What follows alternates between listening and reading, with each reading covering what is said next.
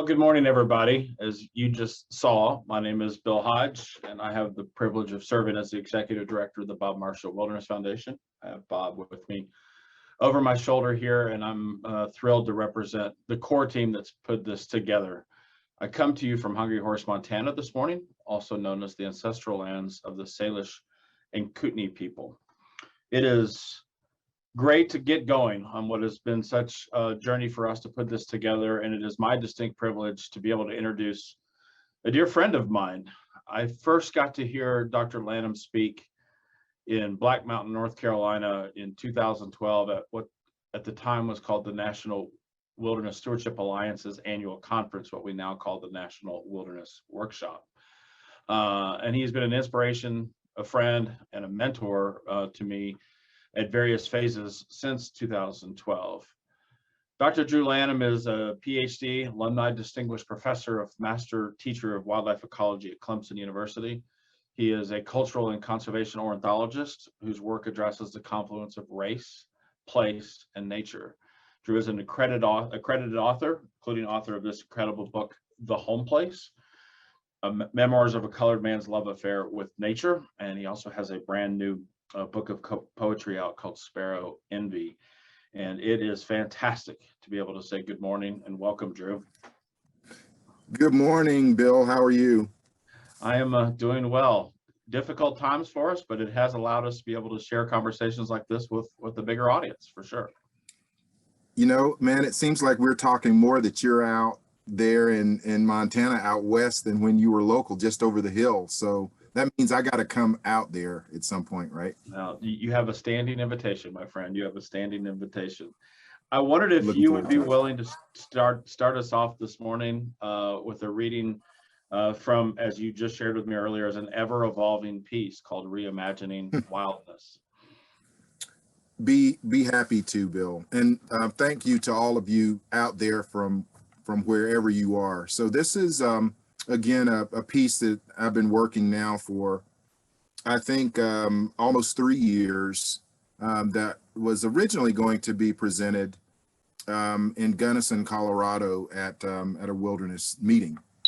And I call it, at one point it was Reconsidering Wildness. Now I think it's Reimagining Wildness, likely subject to change. Just wondering, who gets grandfathered in for indigenous? Who counts as Bering Strait land bridgeable or green carded in by wind sailing ship or broad-shouldered road boat or wall-weary desert dusty feet? Who gets to be a great again American original if Ellis Island and the large copper-toned lady didn't welcome in your long ago Euro kin? Do I have the right, Tina? Does a middle passage in 402 years get me? Can the descendants of a chattel people bought and sold and raped and whipped and killed make peace with the trees from whence his or her or their ancestors once hanged? If a bird-watching Negro is lynched in a national forest, does anyone hear it or even care? Does wilderness mean all the white people pack up and leave? Can I get my 40 acres and a mule back before the big hike takes them out? And please spare us the treaties, the promises, and the special orders. Just tell me when. When do all the dams all come tumbling down? Can we drain lakes with man-made names, close the made-up to sound wild exclusive neighborhood gates? Does wild get colorfully redefined? Can we ungerrymander the bias between all those GIS lines?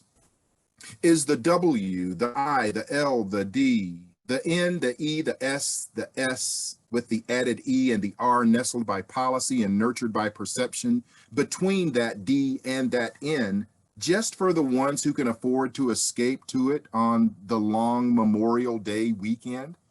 What brand name gets me in? Is it just for those born to the privilege of high-end recreational disposable time and income to leave it, and maybe the rest of us darker-hued, less prone to being wildable, all behind?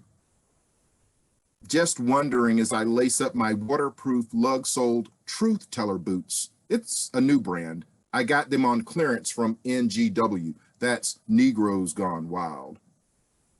Wondering if the knobby-kneed cypress that grew bald-branched in winter and older by centuries than Methuselah before he was even born might resprout from sulfur-stank pluff to be the place primeval where parakeets and Lord God birds resurrect and return. Will the souls of runaway, liberated, once enslaved maroons be able to lift their eyes to free skies as billions of passenger pigeons live by on beyond the one named Martha in a zoo cage and extinction's forever gone prison bars? Do millions of acres of wheat and oats and corn and soy on dark Chernosem soil become old growth tall grass without Latin names again? Do all the Angus and Hereford beeves get spun up into the eco-rapture, leaving their hooves and hides on hollowed prairie ground for the ferruginous hawks and black-footed ferrets and the coyotes to claim, and grizzly and bison and pronghorn and elk to return and do the same? Ed Abbey's ghost came to me in the midst of a monkey-wrenching dream and recommended a strong nasal decongestant for Mount Rushmore. A booger bomb would do wonders, he said. It would be, he claimed, clear the great again white fathers' heads of notions that they created all of this by divine manifest, and it was by cosmic evolved design already sacred ground. The ghost dancers at Sitting Bull's council and the haunting from Wounded Knee approved the booger blasting move and will gladly reclaim their sacred Black Hills. Just wondering where in all of this does wilderness fit in? But then I'm thinking too that we are all just salmon trying to get home. The best we can hope for beyond hatching and frying and smolting is finding that home stream again, swimming hard against the seagoing currents from whence we came. Fucking in stony, cool, pooled orgy and then dying. We'll then live on for an eternity, having loved and spawned and melted in a wriggling, homecoming orgasm, all snaggle-tooth mouth flesh rotted to sweet stinking and tearing off. Our destiny then is as gluttonous, fat-craving black bears and musty shroom-blooming plops of brown bear shit, and fairy-hiding ostrich ferns and feather-submersible water ouzels, and downy mist-sodden marble murrelet younglings at the tops of heaven-raking Doug firs that suck in the air blown out in orca pods, snot spray, bloody with the taste of unfortunate sea lion pups, whose mourning milk-full mothers could not do enough to save them from bad luck or evolution. And then the trees and every green thing making life from the sun exhales, and we breathe in. And the big silver Chinook that we were, now lying egg and sperm empty as nutrient nurturing for forests to come and dying to be wilderness eternal, was lucky and quick to come home one last time and be this, dead to live on, wild forever. Wild without the E, wild without the R. Is that enough to hold on to who we are, or do we require more to make things better? Wilder. My answer would be a categorically emphatic and cautiously conditioned, let's peel back all of these complex layers, yes. Then followed quickly by an unequivocal, hell no. Let's have all of this together, every single letter we can hunt and gather, because this land is your land, but it was theirs before either of us intended or intruded. First Nations, but then the wolf and eagle and puma and other wild folk would make first claim of their firstness. Let's share in all of this wealth before it's sold to some rich SOB with enough privilege to not care. So spell it with me now, WILD. That's where we will begin this negotiation of ethic. Add an EN for everyone, and then an R for relevance. The N, the E, the S, and the S will be the suffix we attach when the wild folk give us their wing, hooved, horned, scaled, slithering, fin, swimming blessings of entry. Only then will we have the right to the word or any spelling complete enough to claim such a holy term. So that's the reimagining and the reworking, Bill. I'm sure it's a little different than you heard it the last time. It quite literally is refreshing to hear it again because it has been refreshed. Wow, just wow. I'm going to guess among our community of practice that's gathered here, we probably have some varied reactions, right? There's maybe some squirming in some seats going on. Some maybe feeling a shot across the bow. I'm guessing an awful big number also are hearing a call to arms, quite honestly. As a poet and an educator, as a Black man, as a conservationist, I feel like you just sort of hit the pause button. And with this group whose chosen role it is to care for the wilderness, what would you suggest they do with this moment of hitting the pause button and reflection? Bill, that's a great way to put it. And talking to my friend John Lane again this morning, he said, the first thing that I notice is all of these, the first half of this, sort of all these questions. And that's what I want folks to do. That's the first thing that we should do as caretakers, but also as policymakers, as nature nurturers. I think that asking these questions is critical. Because what we tend to do is many of us have taken literal marching orders at times to do what we do. But in many ways, policies are marching orders. So Bill, I would say the first thing to do is to pause and to think. That doesn't mean we don't continue to work on behalf and to advocate. But I think that questioning is important. And part of that questioning is important because really so much of what's happened, especially in our conservation movement, especially in the wilderness movement, if you look at the long span of it, obviously, right, through all of those personalities, you look at who those personalities were. And they tended to look not so much like me and more like you. So, the questions that we have to ask, my prism is different than your prism, even though we have commonality in many ways. I'm going to ask questions that maybe you won't ask, or maybe you're going to ask questions that I don't ask. I'm going to have certain assumptions, certain looks over my shoulder in certain places that other people might not have. And so that's what I suggest people do first and foremost. Ask the questions. Again, I always bring up Mount Rushmore because it's such an obvious place, but I could bring up Stone Mountain, right? Being here in the South, even though Stone Mountain isn't looking out over wilderness or wildness, it's looking out over lots of things, birds, beasts, and human beings. And I know why it's there. But you ask the question, does it remain here? Right? Do these places that we called wild or wildness or even wilderness that had people removed from them, and then we made policy to say, oh, okay, so this is now wilderness, absent the people that we removed, how does that sit with those people? So I think we ask the questions, and that's what I do, man. I try to ask the questions, and I don't have all the answers. I have answers for some of my questions for me, I have ideas about some of those questions, but that's what I want people to do, is just sort of think about it.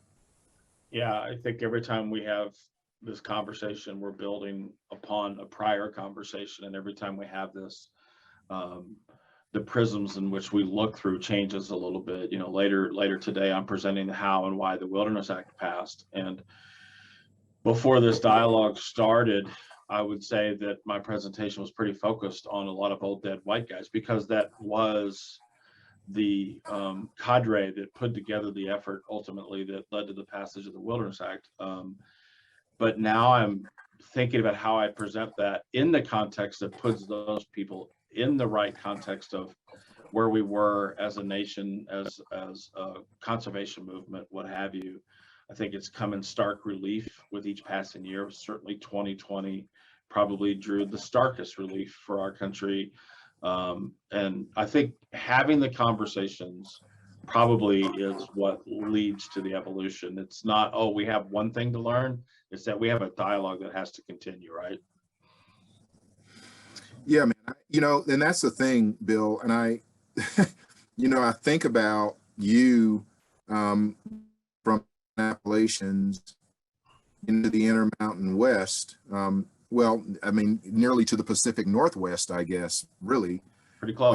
And you know, and there you are, right? And the, you know, the elevational gradient is tremendous, but you know, many of these same questions that you dealt with here, you've got to deal with at a different scale there. So I think, you know, for me, part of this poem is, I call poetry practice. And I think it behooves us as conservationists to call what we do a practice. And you don't hear people say that. You know, they linearize it into, this is this, we got to get to this point. And then they think the job is over. But, you know, we know how the demographic of the country is changing. We see how quickly policy can change, how quickly perception can change. And so it behooves us, you know, between presentations, you know, as you're talking about an evolution, you know, occurring over minutes or hours or something that you heard, you know, for someone, for a native person to tell me in a presentation, to say, you know, we really don't have a word for wild. Right. Yeah. Right. Yeah, I was just told that by a member of the Blackfeet Nation last week. There is no word for wilderness in the Blackfeet language. So yeah. So there you go. So present that policy then to the Blackfeet Nation, and how. So try to imagine, you know, all the people in that room, you know, as Hamilton talks about. Imagine the people in the room where it happened. If one person had changed, if the demographic had been different, but at the very least, we'd be informed in sort of a different way. So that's part of the question that I'm asking, is what changes if we do that? And maybe you're beginning to see some of that, right?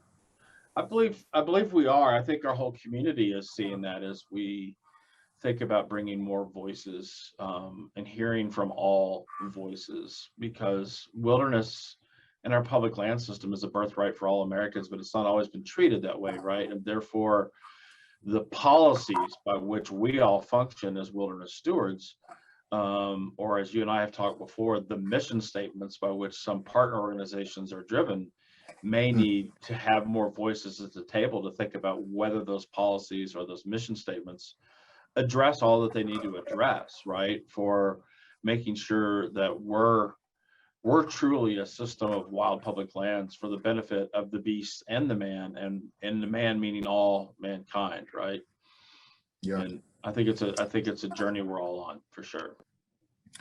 Well, you know, I challenge people as they think about, you know, these challenges that you bring up. Now we can be strict constructionists, right? Like you have strict constitutionalists, and for some of us would say, well, that ain't so good for everybody. That if how this was written is is without is without adjustment, how it is to be forever and ever. Amen.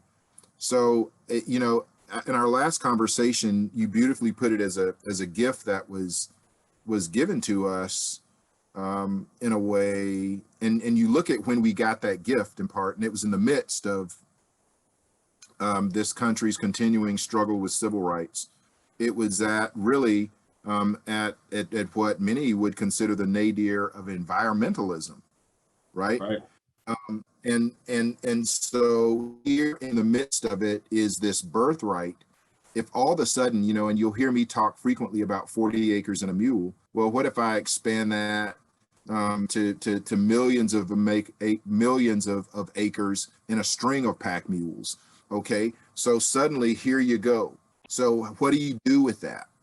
How do we share this nurturing? I don't even want to call it governance, but how do we share the nurturing, or how do we say, you know what, this didn't belong to everybody in the first place? Where does this? Who owns this? Who has the rights to it? These are all questions that we better start talking about. I think in the past, it's been easy as a policy, even as I taught my students. You know, I taught them, you know, we would talk about this being sort of, you know, primogenitor when it comes to protectionist policy.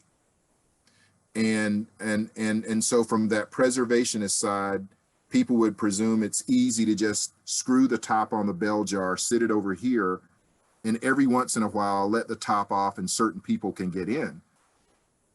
But now what we're saying, maybe from an access standpoint and an inclusion standpoint, is not only do we take the top off the jar, but you lean it over on its side. And anybody who wants to come and go can come and go. Now,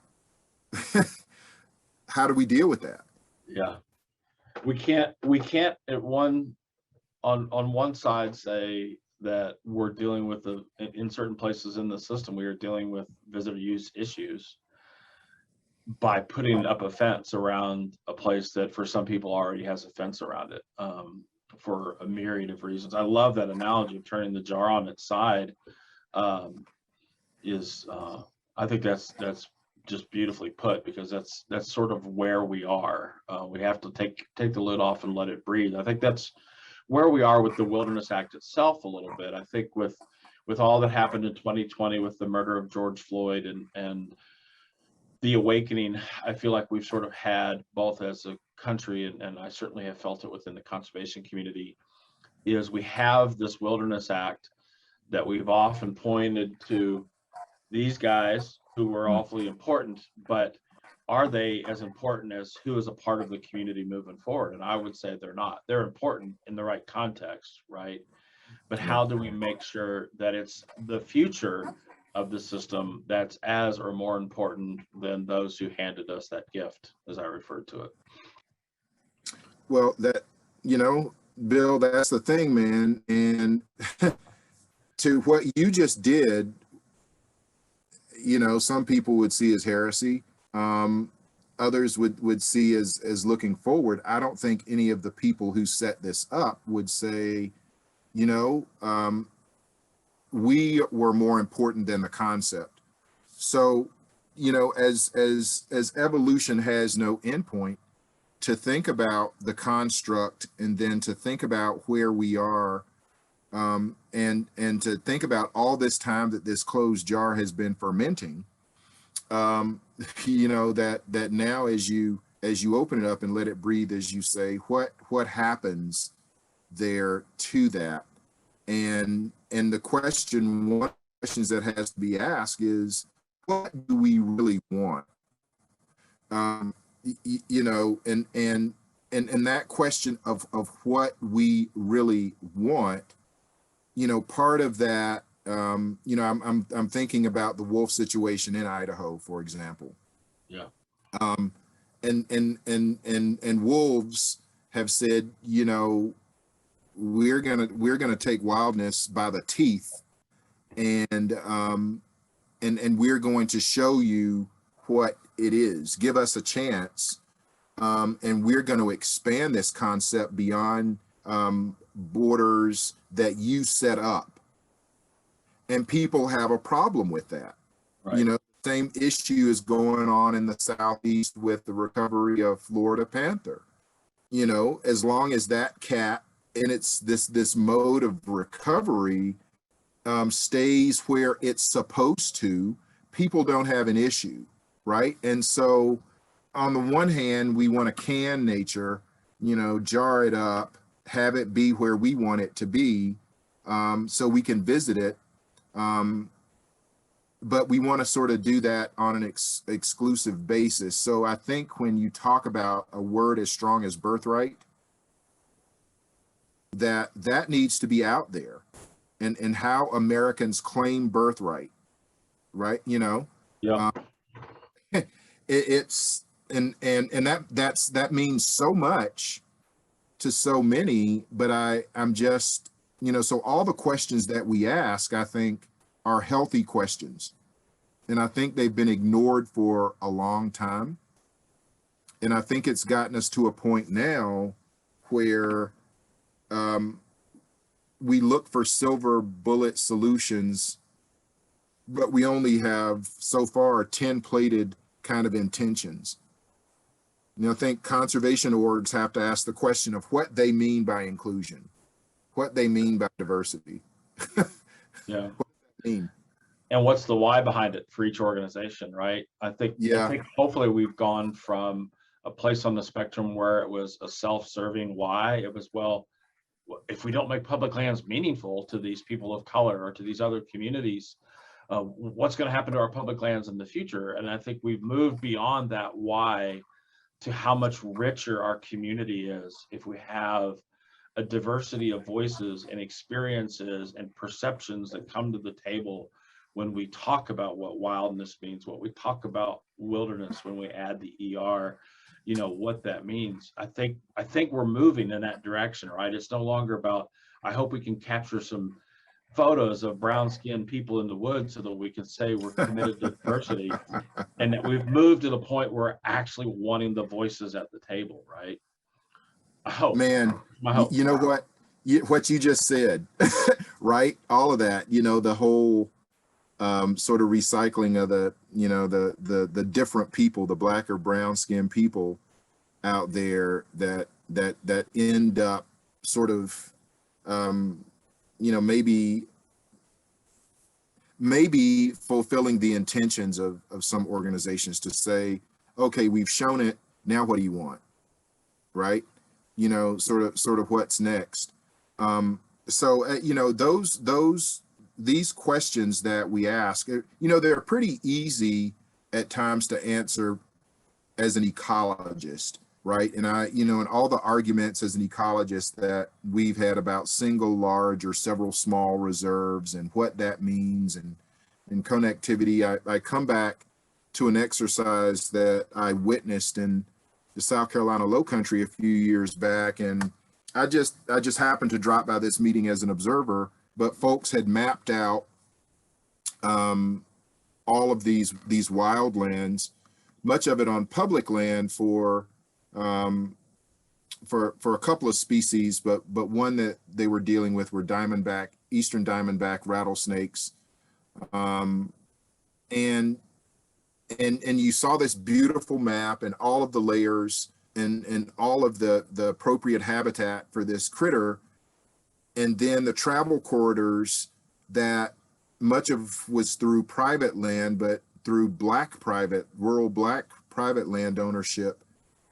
And as they were talking, I remember asking the question, I just, maybe rudely, I said, so what do these people think about having their property as travel corridors for this critter?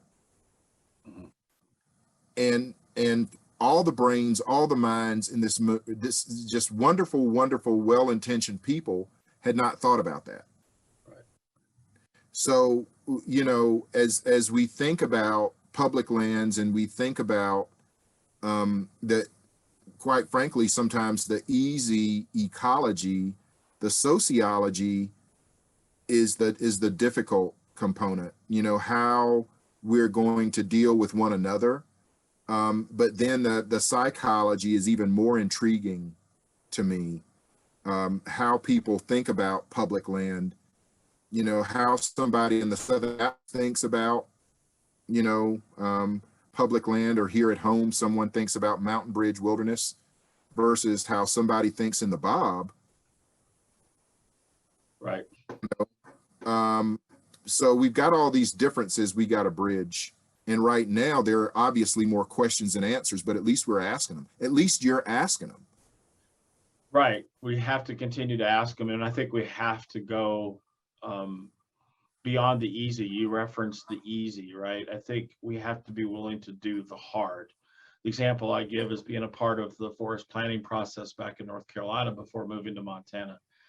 And 30 people sitting in a room who've been asked for their opinions about what should happen with the Nantahala Pisgah. And I look around the room and there was not a person of color to be found. And when somebody had to rotate off and we had to fill a spot on that table, I said, we should not fill this table with another white person or another older person. And it went to the easy. Well, that, you know, well, there's this person who's already this conservationist who's already knows what's going on. That was the easy answer, right? It's easy to just think about the beautiful aesthetic of wildness. It's hard to hear your poem and think about all the things we should think about. And I think we have to get beyond the easy. And some of these conversations are hard, for sure. They're hard, Bill, and they are uncomfortable. You know, yeah. It's gonna hurt. Yeah. You know, I'd like to, as much as Bob Marshall hyped these summits, you know, you know, he'd get up there, and I'm sure there was some pain in having made ascent. But there's pain in going up, and there's pain in going down. So you've got to figure out, you know, as we're climbing these things, how much you're willing to endure. And that's one of the questions that needs to be, I think, as, you know, as professionals, but also as just as people, as Americans, maybe, or people who are thinking about these public land issues, again, what we want. You know, what is it that we really want these places to be? And do we perceive wilderness and national parks the same? They aren't. You know, now there are intersections between the two, but how comfortable are you with some of these intersections and how people perceive what wilderness is, or what it should be? And again, asking those questions as you did at that table. Well, you know, why does it look like this? Yep. And then, and because that then creates a situation where people have got to say, well, yeah, it looks like, because this is who we are.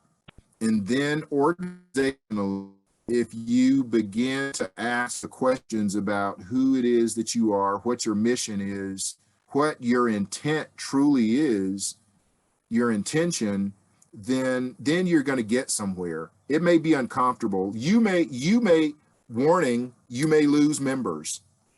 Right. You might lose a donor. You might lose a donor. Yes. That may happen. Yeah. I guarantee it's going to happen. Yeah. But you know, then maybe you give somebody else the chance to step up. Yeah. That's right. Maybe that courage, somebody out there, maybe somebody else out there rolling in you know, in billions, and newly allocated billions, says, you know what? I dig the way they went at that, and they had the courage to do what others didn't. And I've seen that, Bill. Yeah. I've seen that. Yeah, I have too. I think about the conversations that lead to what will be wild and what will not be wild. I also think about, as somebody who is pretty passionately intertwined with the Wilderness Act itself, thinking about how we framed the law. And I go back to the analogy you and I had the last time we talked that you came up with. I brought the gift analogy. You brought the beaver dam analogy of the base of that beaver dam always decaying, and quite literally in the case of the founding fathers and mothers, if you will, of the wilderness idea, decaying into mud, but we're always rebuilding the top of that beaver dam.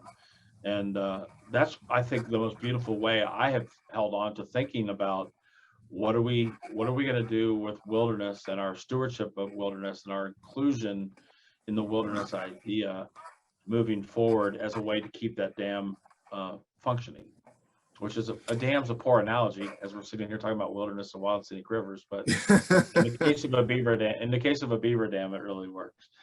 So. Yeah, well, there you go. And you know, there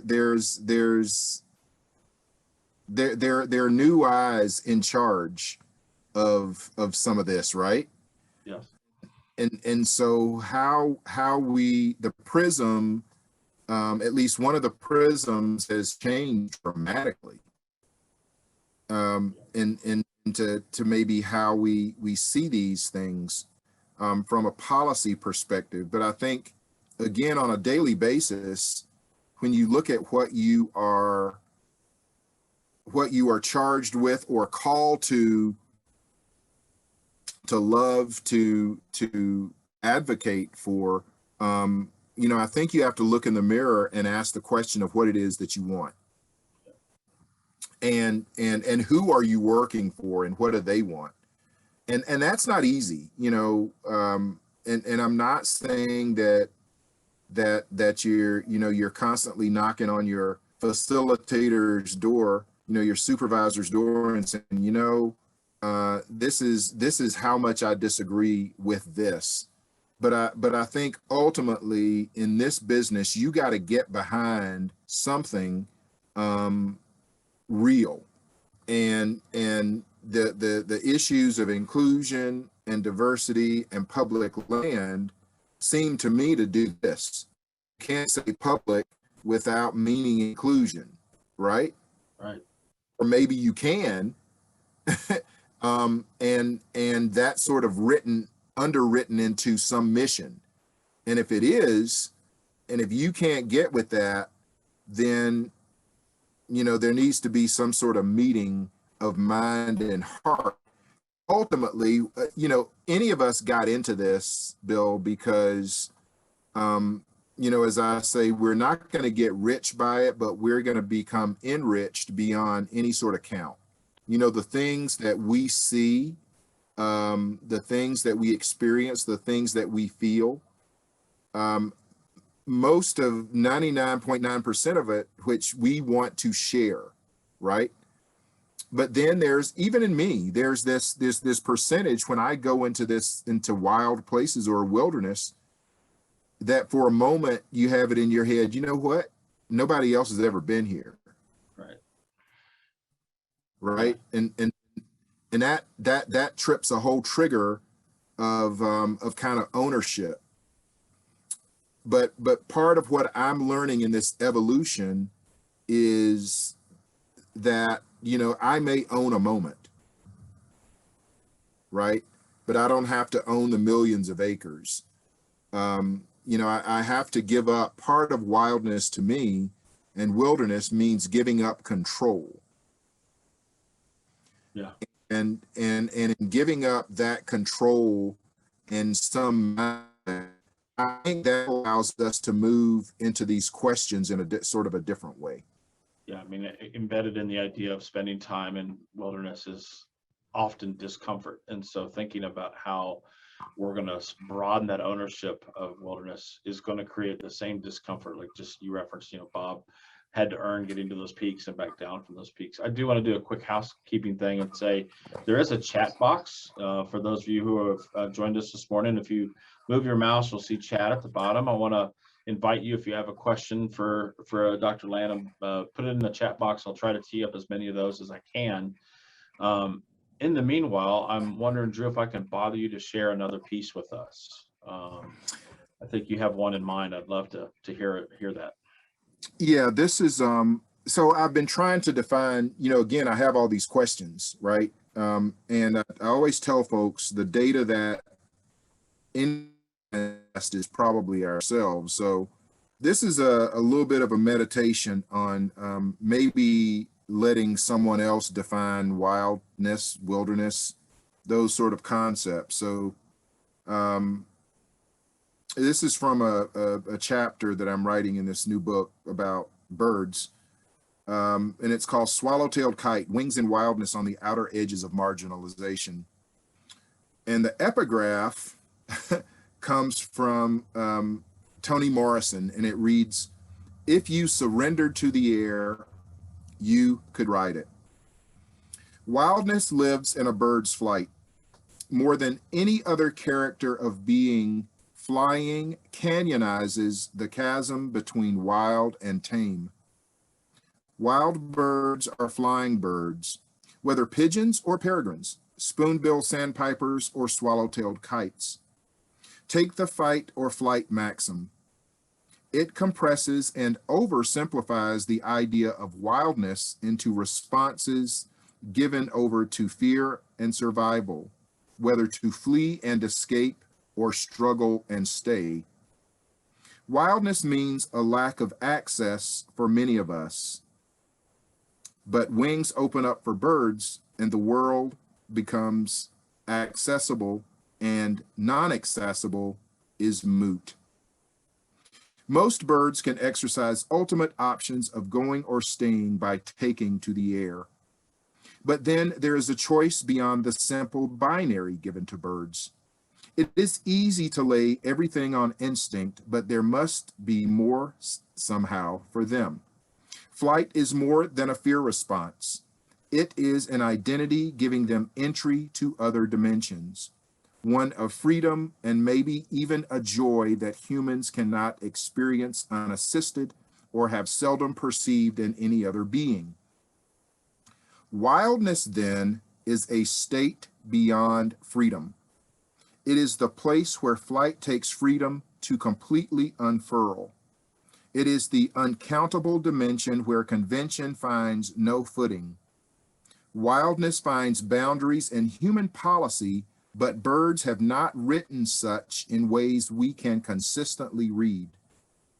Flight is the wild thing we cannot fathom beyond stepping into a metal tube with internal combustion engines pushing or pulling us.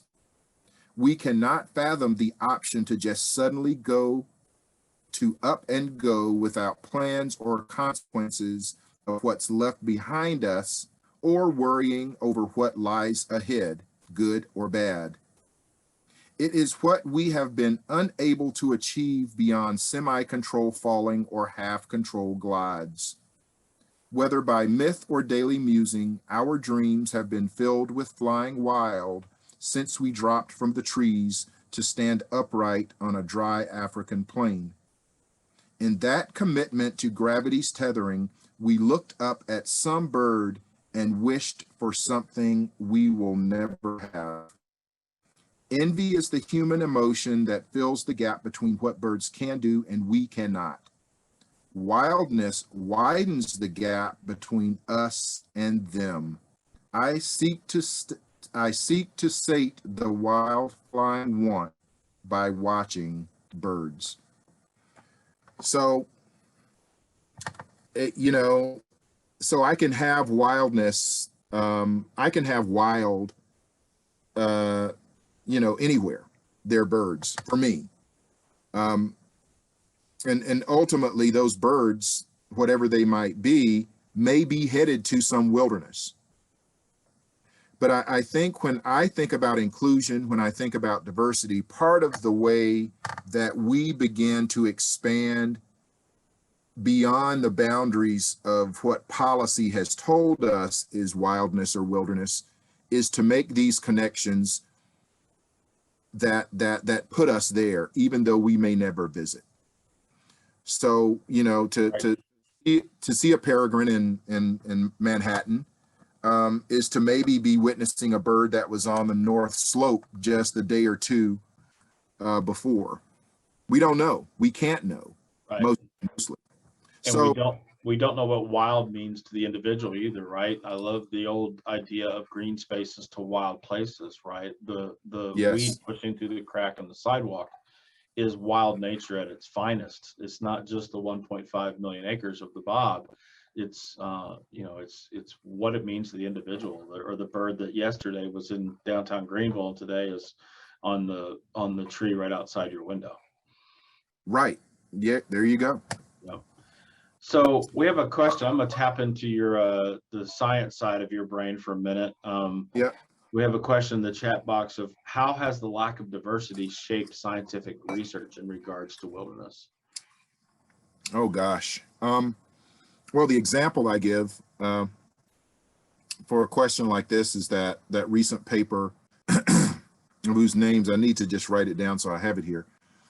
But the paper that that showed how gender bias impacted research on birdsong, and that for all of the folks who, most of the research that had been done by male investigators was showing predominance of song or song exclusive male birds, when non-males began to do the research, and females specifically began to look at some of the data, began to understand that female birds were singing a lot more than they had ever been reported by males.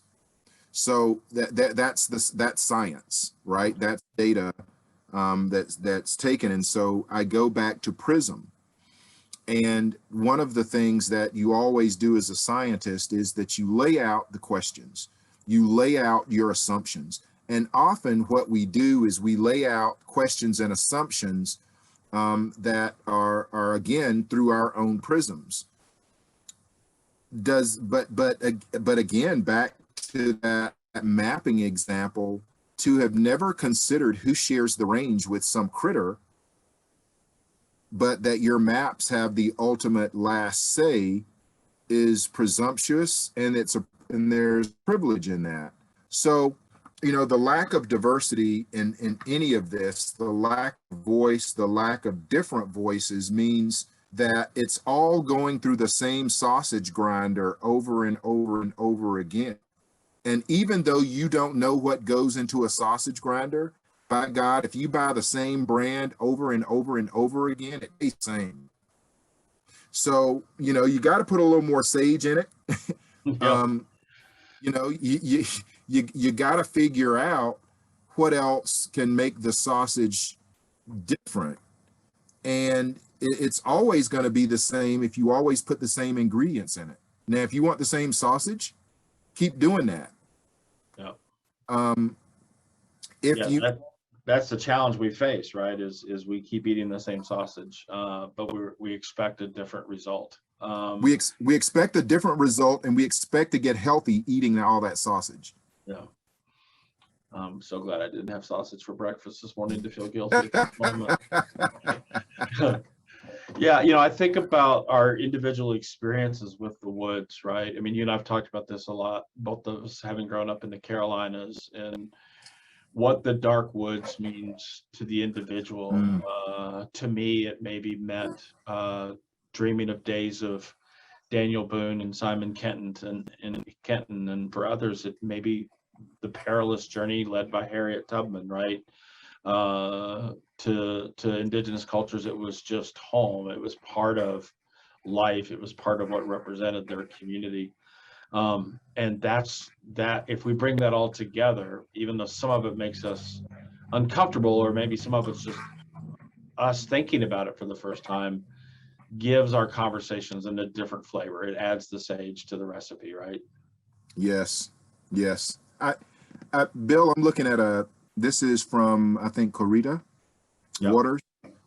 Intrigued by part of spending time in wilderness is discomfort. We know that. How do we translate that into our own inclusion work?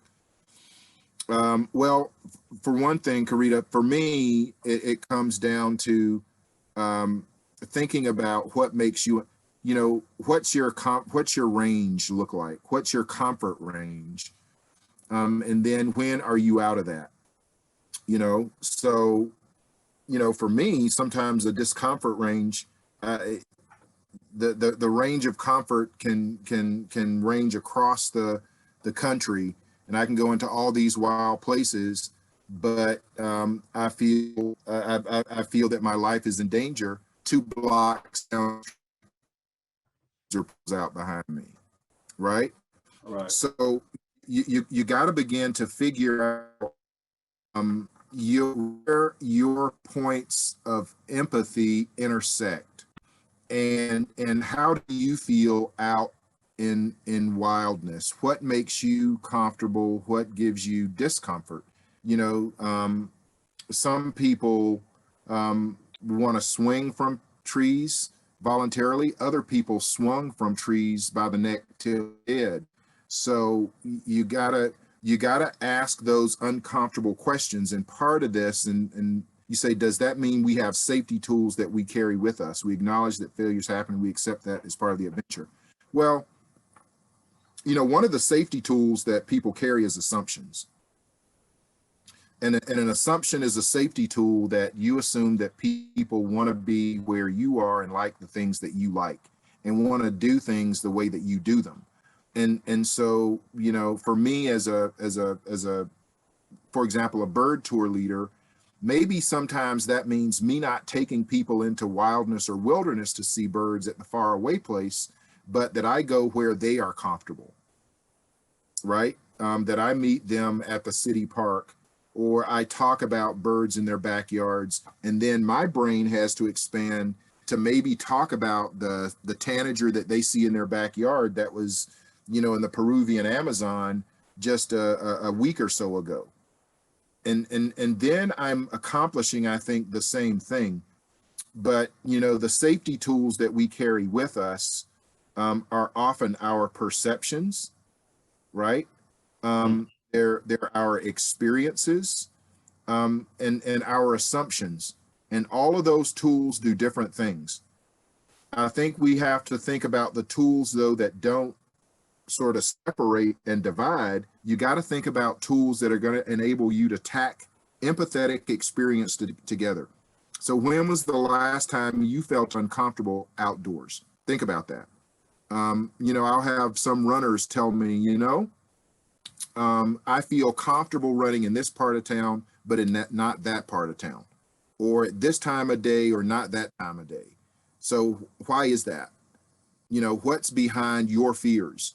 And then you go to a place in your mind on your sort of private range map where you can begin to say, oh, they said they didn't want to go to that park or to this place because something had happened there, right? Personally, I have a little bit of an aversion to going to Harris Neck National Wildlife Refuge. Why is that? Because Black people were moved off of that land to create that refuge. The stories in my mind when I go there aren't birds there as much as Black people stories there. So, I take a whole tool bag full of perceptions there that I got to deal with. And I think we all have to think about that. I love your analogy of taking, of instead of taking your birders to a faraway place, you go to them. I think that's an important part of our work in the conservation community, is quit thinking about inviting people always to our table, but go to their table. Our shared friend, Dr. Carolyn Finney, talks about this a lot, about we need to start going to their table, and even going to their table without having the end product being, well, we're doing this because we want to bring them back to our table. Maybe we Right. just show up at the table because it's the right thing to do, and it'll make us a better human being. And as a better human being, we'll be a better conservationist, right? So.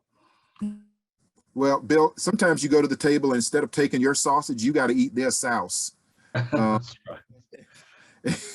Scrapple. Or scrapple. When I moved to the Eastern Shore, I thought I was having sausage, and I was having scrapple. There you go. Yeah. Can you talk a little bit about what it means to be in the wild places of the low country for you? You and I have a shared love affair for the wild country, but I think talking about what the low country meant to descendants of those who were sold as chattel. You have a different perspective on the Low Country. I'd love to hear you talk about that. Yeah, so the Low Country, for a lot of people, many people who haven't been there, the Low Country means Charleston and all that southern charm down there. But for me, it means the place where an overwhelming majority of people of African descent came into this country after the Middle Passage. It means a landscape that was changed dramatically after wars with native peoples and moving them and enslaving them, by the way. There were a lot of native people in South Carolina who were enslaved and then shipped to the Bahamas, Eleuthera especially. But then that African slaves were brought in to clear land, to deforest cypress swamp and other coastal forests, to then create eventually fields for rice. Indigo was pretty short-lived, but then once rice came down from the rivers and people figured out they could, bring in West Africans who were doing some of this work and growing rice, that all these rice fields are down there in the South Carolina Low Country now. Carolina gold rice, some of you may have had it. Long grain rice, extremely flavorful. But that was making some of the richest people in the world, in the 19th and in the 18th century. So to go to those fields now and see the abundance of birds that exists on any of these lands that were created by enslaved, and then during Reconstruction, purchased by rich northern hunters, carpetbagger conservationists, I call them. And then many of these lands are now under state control, some under federal, but that these lands that were created by enslaved harbor some of the richest avian diversity on the eastern seaboard, but that these lands are also still working, that black hands are still working in these lands because they're capturing carbon. I want you to imagine hands reaching up from Spartina and grabbing carbon and pulling it back down, right? Because they're still sequestering carbon. They're still working, but many people would deny that black hands did that. And part of that denial is not telling the story. Is just going out there, and I'm not saying you got to go out in the middle of the pluff mud and wail to the wind. I'm saying at least acknowledge what happened there, and at places like Nemours Plantation, right on the Combahee River, where Harriet Tubman liberated over 700 enslaved peoples. They're telling those stories there. They're connecting the dots there and still doing conservation. And it enriches the story. It enriches the ties, the voluntary ties, hopefully, to land of people who were involuntarily tied to land. So, I think that that's, again, an important thing to understand. This place that's pushed forward in a certain way is under all this historic change in the landscape, and much of this landscape is considered some of the wildest on the eastern seaboard. So all of that, you pull back and understand how history and the human hand has impacted wildness. If we go to so many places, not just in the Southeast, but out west especially, and lands were managed. And I say managed because, for some reason we have this concept that only white men came with this idea of managing land or managing wetlands. No. And so begin to see wildness not absent human hands. And the South Carolina Low Country Bill has taught me to do that. And so I try to use that as my local story to help people say, okay, we still have wildness,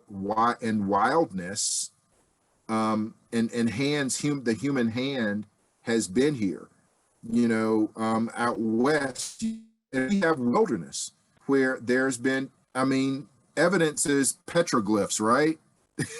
Yeah, Guess right. what? People were here. People were here. So let's think about that. And then that puts us sort of in a different state of mind, to maybe not romanticize wildness, wild and wilderness as that's important. Yeah, petroglyphs are a great example of storytelling, right? And you are a storyteller of our age. I'm curious, any pearls of wisdom you would share with those of us doing this work on how we all become better storytellers about the places and the people we get to work side by side with. Well, thank you, Bill, for the compliment. For me, again, your data is the data you know best. And, but a lot of times the data that's in here, it sort of ricochets around and you become your own echo chamber.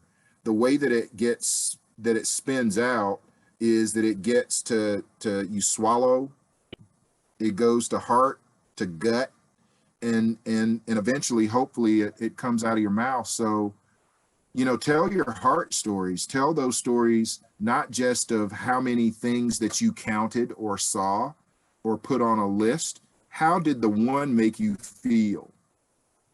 Right? Right. When's the last time you cried when you were out there?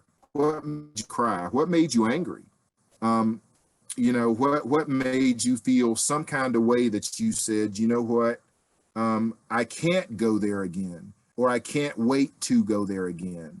You begin to tell those stories and it becomes real. Wildness and wilderness don't become myth and fantasy to people who've never gone there. But, if everything becomes sort of condensed into this almost branded catalog of wilderness, you got to wear the right thing, and you go there and you have a great time and you hung by your fingernails from the edge of a cliff and you laughed the whole time as you pulled yourself up on your solo climb, then it's inaccessible. You become part of the inaccessibility. Yeah. On the other hand, if you say, you know what, the hair stood up on the back of my neck, because I did not know what was around that next corner. And I was afraid to go on this trail. But I did it, or I didn't do it. And this is why. And then someone approaches you and they say, yeah, you know what? I felt that when I was taking a walk over there. And it opens up a whole new dimension of exchange. And that's all storytelling is. So mine your data, but not just the data here. It has to be the data that comes from your heart and your gut. And that comes out in a very different way than the stuff that spins around in your head all the time. Yeah, I agree. And I love that the stories aren't always about our successful voyages. They're also about the fears we faced, whether we faced them head on or we faced them with a detour, because it helps you connect with people who maybe also have that trepidation. And I think important for our world is also to tell the stories of wilderness that don't require the participation with the boots on the ground. We all benefit from these places, right? I think we all know this community of practice that's gathered here. It's not about FOMA. It's not about the fear of missing out. It's about the knowing that it's there. Someday it may be a boots on the ground experience, but it doesn't always have to be that way. Very, very incredible conversation as always. We've got a few minutes left here. First of all, I want to respond to Crita. Yes, you're right. Scrapple is good. So I didn't want to leave that hanging out there, Crita. You're right. Scrapple is good. For those of you who haven't had it. Scrapple with grits. So I know it's a little different. So of course, I'm going to say anything with grit. Oh, there's that. Yeah. The dear friend Pete says it's interesting that the word wild does not appear in the Wilderness Act. And he says he thinks he's correct in that. I think he is correct in that. There is the storytelling piece is it's important that words matter, right?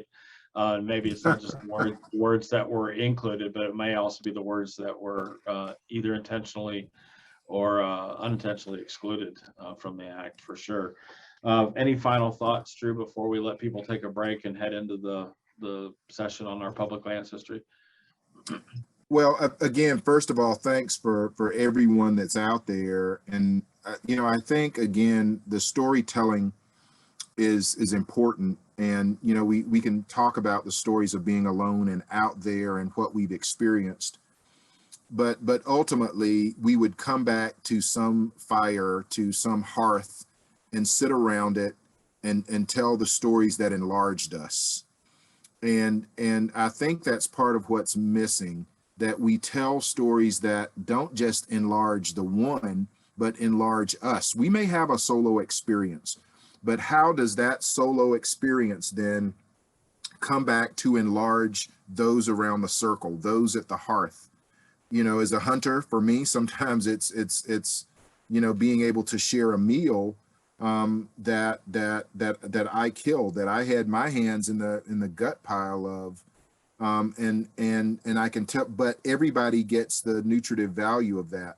So think about nutritive value that you bring back from whatever wildness or wilderness where you are, and in doing that, you expand this wilderness mission, you expand this conservation mission in a real way, having mind this to this, and then telling the story. So thanks so much, Bill, for all you do, the Bob, but then beyond the Bob, all that you're doing for this conversation, it really is much larger than the acreage that you see over. So thank you, my friend. Well, thank you, and I love you, my friend. I hope we continue this conversation as we've been having it over the years. I want to remind everybody, to Drew's point about storytelling, we will have the happy hour tonight where everybody will have a chance to sort of talk about what we heard in this conversation with Dr. Lanham today. So, and we will be turning on microphones and cameras at that point, and we can have a dialogue to follow up on this. And remind everybody that you have links in the program that you were sent via email, and take you to the sessions you're going to. I think our next session is another plenary session where the Wilderness Society is going to give us a history of how public lands came to be. But Drew, thank you, Godspeed, and we'll talk soon, everybody, and enjoy the start of the National Wilderness Skills Institute.